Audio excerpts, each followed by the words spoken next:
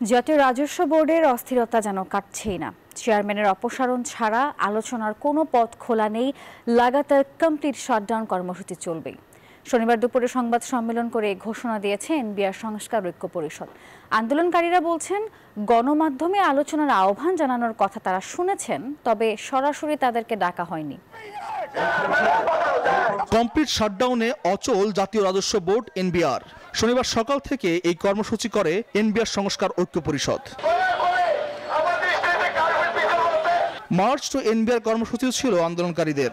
এই ডাকে সাড়া দিয়ে ঢাকা সহ বিভিন্ন জেলা থেকে কর, কাস্টমস ও ভ্যাট অফিসের কর্মকর্তা কর্মচারীরা এসে সমবেত হন রাজধানীর আগারগাঁওয়ে এনবিআর ভবন ও আশপাশের এলাকায়। সকাল 10:30টার পর এনবিআর ভবন অবরুদ্ধ করে ফেলে আইনশৃঙ্খলা বাহিনী। চেয়ারম্যানের অপসারণ সহ বিভিন্ন দাবিতে এই আন্দোলন।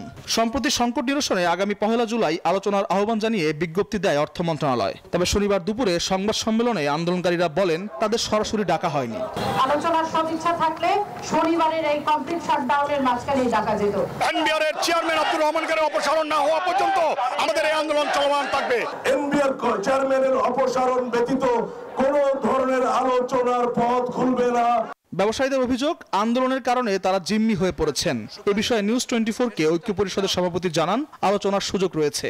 আমরা তো বিজনেস কমিউনিটির প্রতিপক্ষ নই, আমরা বিজনেস কমিউনিটির সহযোগী এবং আমরা চাই বিজনেস কমিউনিটি তাদের বিজনেসটা প্রপারলি রান করুক। কিন্তু আমাদের যদি কর্মপরিবেশ প্রপারলি দেয়া না হয় এবং আমাদেরকে যদি আমাদের ভবিষ্যৎ যদি সিকিউর করা না হয়, তাহলে তো আমরা যথাযথভাবে কাজ করতে পারবো না, প্রপারলি সার্ভিস দিতে পারবো না। আমরা সবসময় বলে আসছি আমরা আলোচনায় যেতে চাই, আলোচনা নিয়ে আমাদের কোনো সমস্যা নাই, কিন্তু আমাদেরকে কখনোই আলোচনায় ডাকা হয় নাই, ইভেন এখন পর্যন্ত না।